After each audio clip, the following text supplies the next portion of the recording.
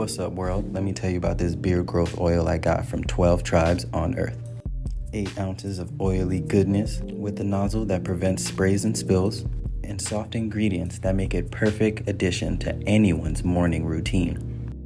From coconut to castor, all these oils are hand chosen. After using this herbal blend, the biggest thing I noticed is how soft and how strong my hair was, and how good I feel. Pick up your bottle today and make your beard the star of the show.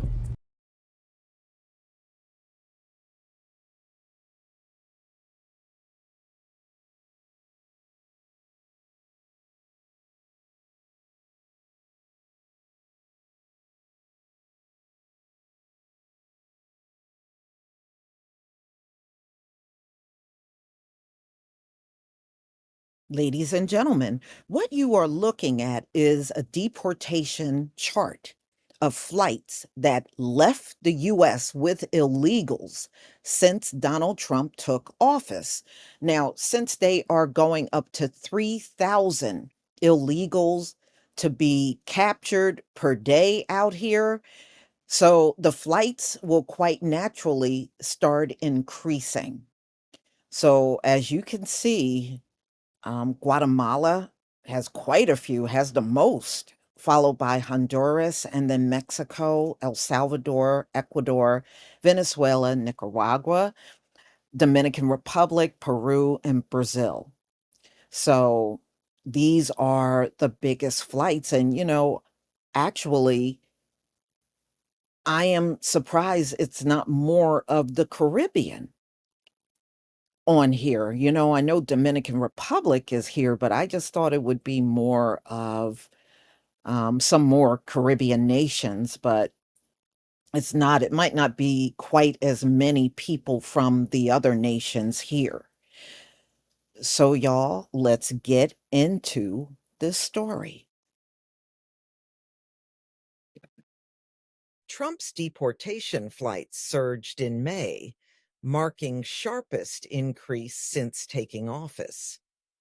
President Donald Trump's mass deportation campaign significantly accelerated in May, according to newly analyzed government flight data. Immigration and Customs Enforcement operated more removal flights last month than in any other month since he returned to office, signaling a broader expansion of immigration enforcement policies and a renewed focus on removals. Data collected by immigration advocate Tom Cartwright, who monitors ICE flight activity, and independently verified by the New York Times, reveals that ICE conducted 190 international deportation flights in May. That figure surpasses any monthly total since September 2021. When domestic transfers and returns from deportations are included, the total climbs to 1,083 flights, the highest in any month since at least the first Trump administration. This uptick coincides with new internal data showing that ICE deported an average of about 850 people per day during the first 2 weeks of May.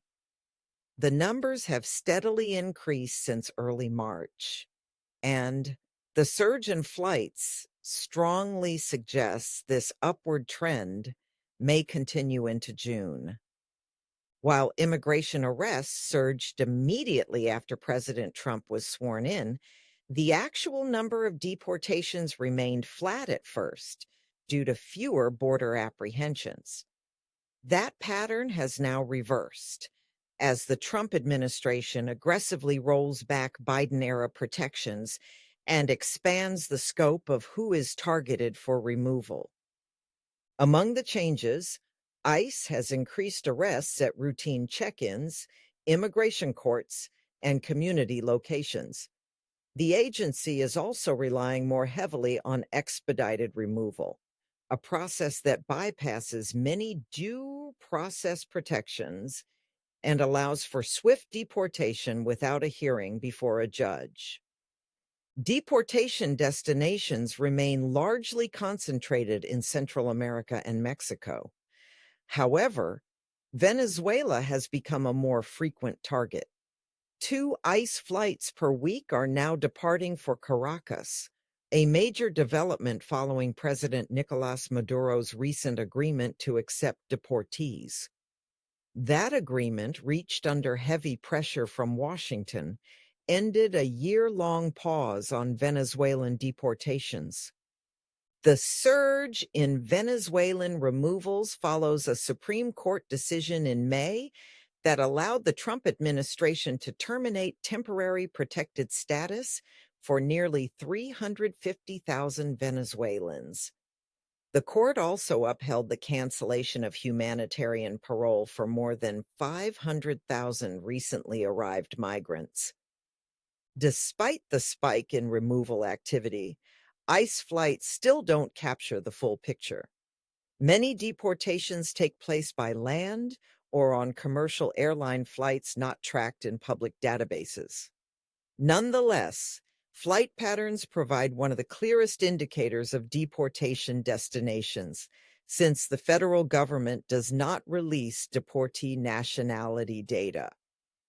Domestically, internal ICE shuttle flights have also increased. These flights are typically used to transfer detainees across facilities, often moving individuals to large detention centers in Louisiana, New Mexico, or Texas prior to removal. Most of these flights are operated by charter airlines such as Global X and Eastern Air Express. Recently, ICE has contracted additional carriers, including commercial airline Avalo Air, to expand its deportation fleet. Though military aircraft were used frequently earlier in the year, that practice has tapered off, with most deportation missions now handled by private contractors. With enforcement measures escalating, observers expect June could see even higher deportation figures, fueling both political debate and legal challenges over the administration's hardline immigration agenda. Well, sometimes you got to give credit where it's due. I will give Donald Trump credit for keeping his word on these deportations. And as you can see on this chart, he has increased the amount of weekly domestic ICE flights that have left the US. And if you look at 2024, May, and May of this year in 2025, it is a significant increase in the flights that are leaving out of here with illegals on a regular basis. And you can see the flights per week. Now it's 190. Woo! 190 flights per week. So he is definitely serious about getting these folks out, and he's committed to doing it and said this will go on. It's going to be, if he does this for the next 4 years, it will be several million of them removed from this country easy in that amount of time. But y'all, please tell me what you think about this video. Please leave your comment and subscribe. Don't forget to hit on the notification bell, and I'll see you on the next video. Peace, family.